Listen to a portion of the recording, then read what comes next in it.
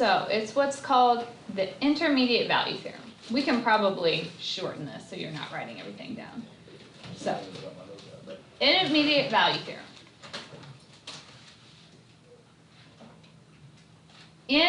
Let's just say, here, I'm going to paraphrase.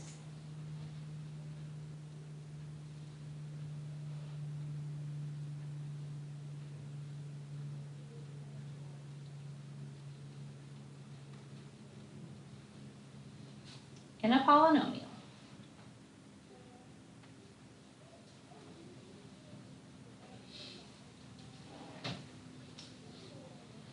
if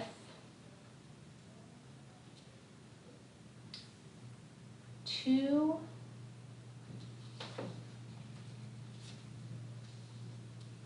x values have different signs for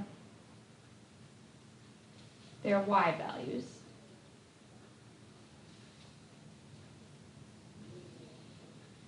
there is a 0 between them.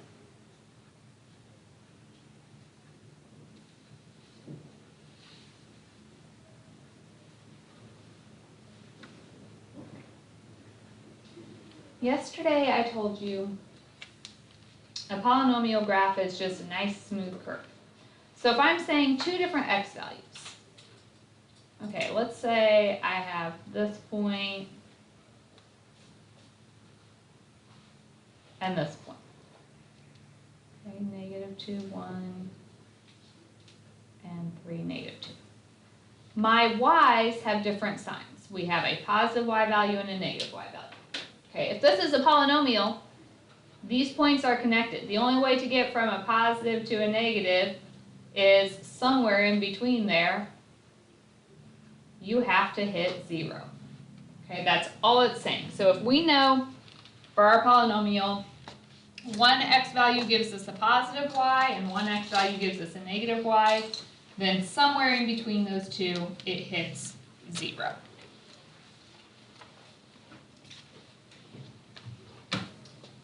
So on these problems, there's a couple on the MathXL. And what it'll have you do is I'm going to give you two x values and we're going to find their y's. So if I'm writing this down, I'm going to put my polynomial. And we're trying to find a 0 between 2 and 3. So what I'm going to do first is plug in a 2. Okay, you don't have to show work for this, you can, but all I'm doing is using my calculator and putting a 2 in for all my x's. What do you get when you do that?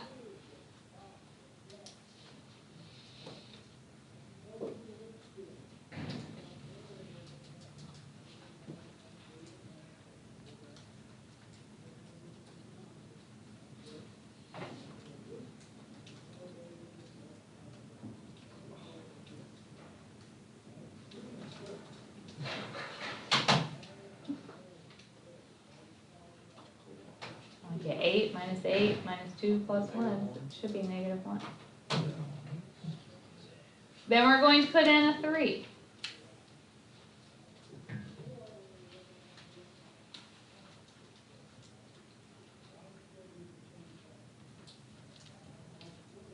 So 27 minus 18 minus 3 plus 1.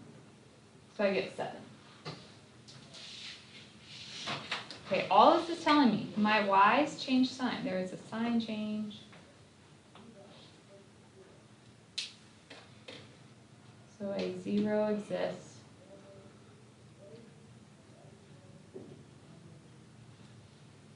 Between 2 and 3. That means there's some x value between 2 and 3 that I could plug in that makes this function equal 0. Now, obviously on a test, we don't have a graphing calculator, but to kind of illustrate what's going on, I want to show you how to do this on your calculator. Plus for the ACT, it's helpful. So if we want to graph this, we go to our y equals. I have x cubed minus 2x squared minus x plus 1. And just so all of our graphs look the same, go ahead and hit zoom number 6. That will reset all of our calculators so nobody has a weird window on theirs. How many times does this graph hit the x-axis?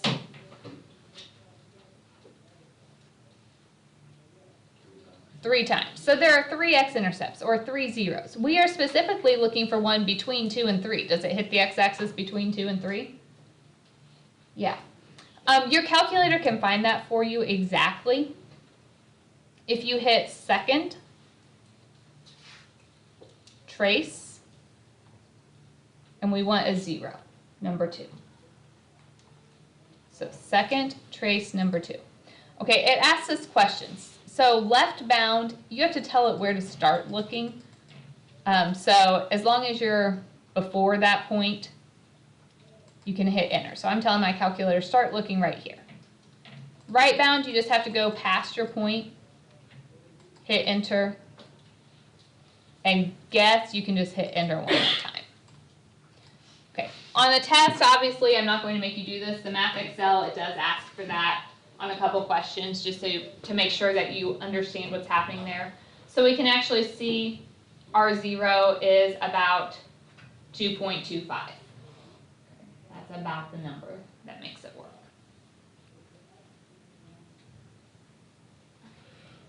Any questions there? Right, so that's the first thing. Intermediate value theorem, just knowing if you plug in 2 different x's and you get different signs for your y's, then you had to have a 0 in between. Second thing we're going to start using is synthetic division. Do you guys remember doing synthetic division in the past? No, yeah. I just don't like it. You don't like synthetic division? Oh, no, it was pretty easy. It's better than long division at least, but Yeah. let's refresh Yeah, I forgot. synthetic division. Just in case you might have forgotten something, which I know never ever happens. No, I didn't. I forgot. Synthetic division is a shortcut for division. This one's great. You have to look at what you're dividing by. What makes x plus 2 equal 0? We're talking What would make x plus 2 equal 0? 2. Subtract by -2. So what we're going to do is put that -2 out here. We put the 0 out here. Okay, and then we put our coefficients. We leave off the x's. So we have a 5x cubed, the -6x squared, the -28x to the first, and the +8. Remember on this, if you had a missing power of x, so if it went from like an x cubed down to an x, what would we have to put for our x squared? You would have to put a 0. So if you miss a power of x, we have to put zeros in that spot. Because we're not writing our x's out, so we need every place accounted for. Okay, so then your process. The first number comes all the way down. From here, there's 2 things we do. We multiply and we add. So you take 5 times -2. I write that right here. And then I add -6 plus -10.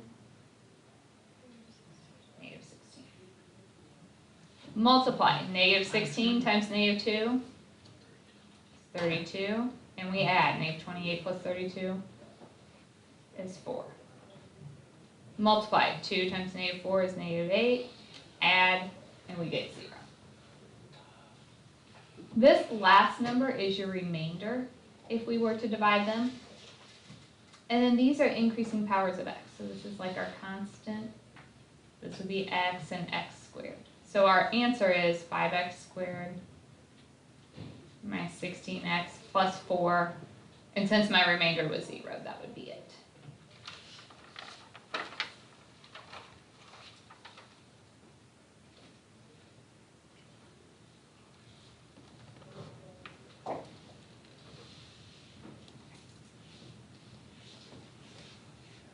Does that seem somewhat familiar? Feel like you've done it before? We are using this specifically to check for factors. Factors are things that divide evenly. If they divide evenly, what is the remainder? 0. So, if x minus k is a factor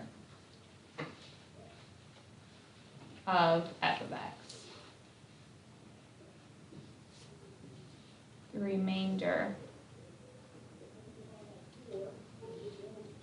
when dividing is 0.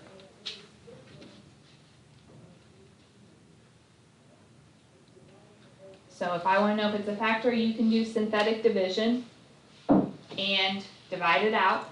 If you get 0 for your remainder, it's a factor. It goes evenly. Now I want to show you another trick. Look back at this. What happens if you plug -2 in for all of these x's? So if you put in, grab a calculator, type this in. If you put in -2,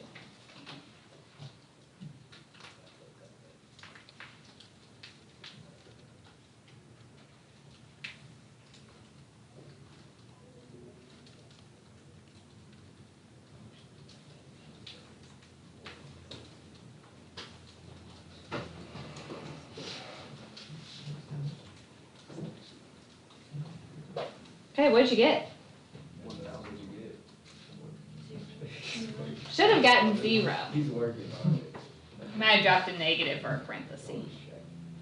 So we actually, if we just plug f of k in, you should get your remainder. So f of k gives the remainder.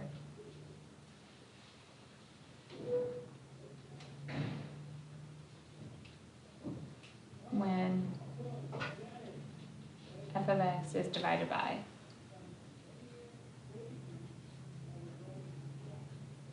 x minus k.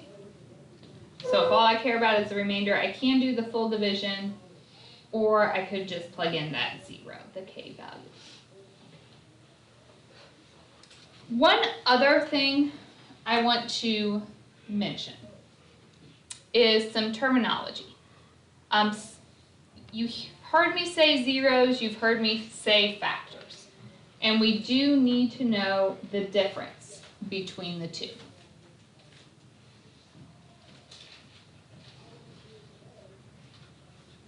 When I say a factor, that has x in it. So for example, x plus 3 is a factor. If I say the 0, that is just a number. What makes x plus 3 equal 0? -3. So the factor is the x plus 3. The 0 is just -3. So the factor has x. The 0 is just the plain number.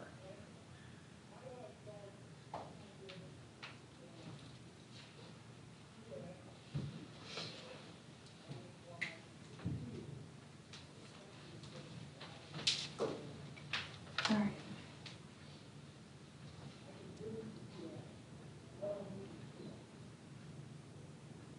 Is this okay? So let's look at a couple examples.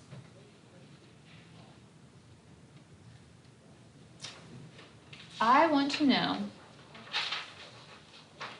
if 2x cubed minus x squared plus 2x minus 3 has a factor of the given numbers.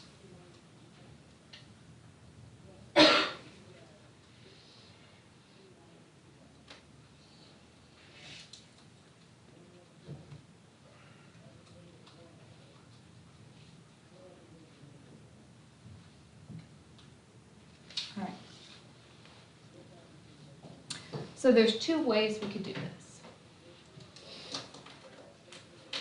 Tell me one. Synthetic division. What would I put in my box? Okay, my coefficients are 2, -1, 2, and -3. So if I divide, 2 comes straight down. Multiply, 2 times 1 is 2. Add -1 plus 2 is 1. 1 times 1 is 1. 2 plus 1 is 3. 3 times 1 is 3. -3 plus 3 is 0. So, is it a factor? Yes, because I got 0.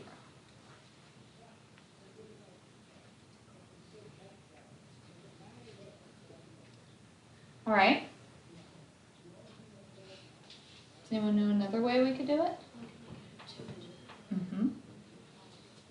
Since I only care about the remainder, you could plug your 0 in. If I put in -2. This will give me the remainder. If I get out 0, it's a 0. If I get anything else, it's not.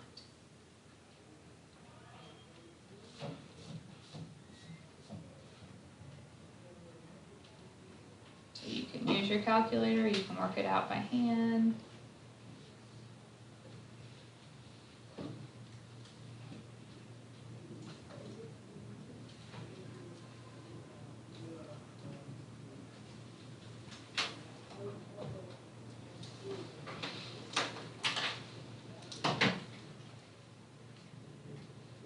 And we get -27 for the remainder. So is this one a factor?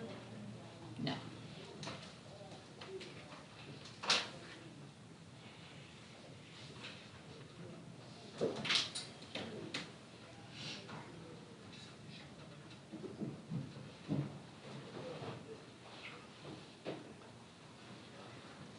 Questions on that one?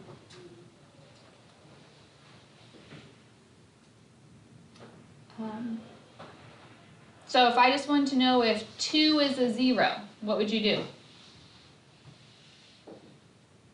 This time I didn't say x minus 2 or x plus 2, I just gave you the number. So if I give you the number, that's either what you're doing synthetic division with or what you're plugging in. So if I'm asking if it's a 0, which one would you rather do, synthetic division or plug it in? Okay, you can use your calculator, you don't have to show the work here.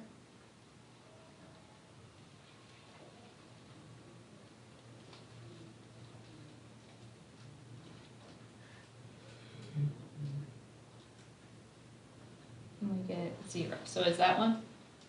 Yes. B, what would I plug in? So if I just give you the number, that's what you plug in. If I give you the factor, that's when we have to set it equal to 0 to find our number.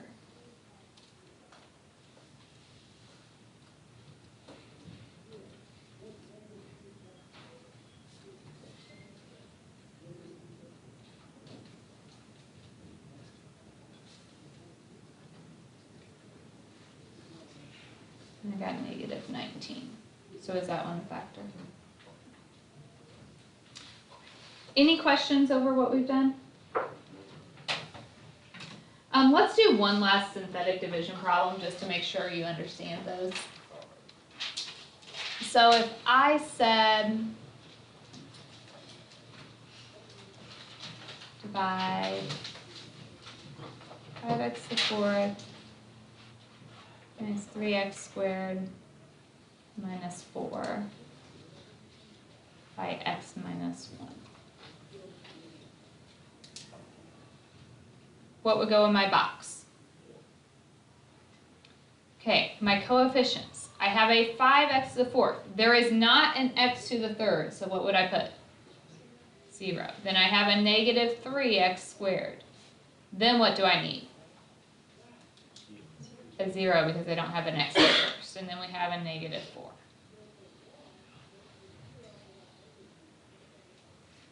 Okay. First number comes all the way down. 5 times 1 is 5. plus 0 is 5. 5 times 1 is 5, plus -3 is 2. 2 times 1 is 2, plus 0 is 2. 2 times 1 is 2, plus -4 is -2. Remember, this is my remainder, this is my constant, then these are x, x squared, x cubed, increasing powers of x. So my answer is 5x to the third plus 5x squared plus 2x plus 2. If you have a remainder, that's just written as a fraction at the end, so it's -2 over what we were dividing by, x minus 1. So if you have a remainder, you just put that over what we were dividing by.